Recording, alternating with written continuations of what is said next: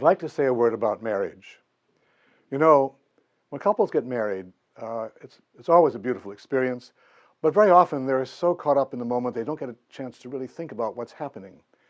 You know, I've always noticed that when they choose the readings naturally are about love. That's what brings them together, that's what brings them there. Love. But the type of love that they're there to express is something that our world doesn't really understand. Our world understands love in a often very selfish way, a matter of taking something from somebody. But the love they're there to experience and to exchange is a love that is really a divine love. They become a symbol of God's love for humanity and Christ's love for his church. That sounds pretty elevated, doesn't it? Perhaps even too pious to be real. But it is real, and couples need to realize that. They, in their love, are a symbol of God's love for humanity and Christ's love for his church. What does that mean? What it means is that their love, like all true love, has to be uniquely sacrificial. Because God's love for humanity is sacrificial, because Christ's love for his church is sacrificial.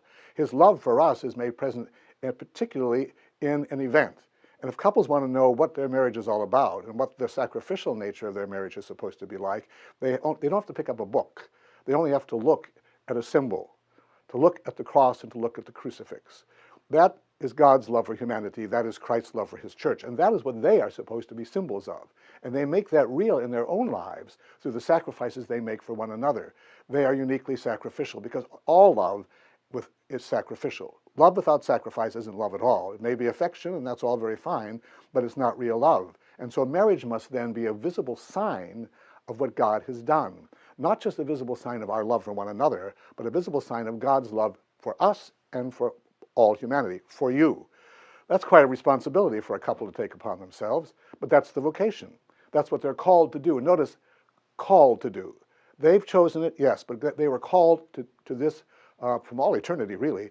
God has called them to be this visible sign of himself and this visible sign of his love. What a wonderful sacrament, and what a wonderful life that should be.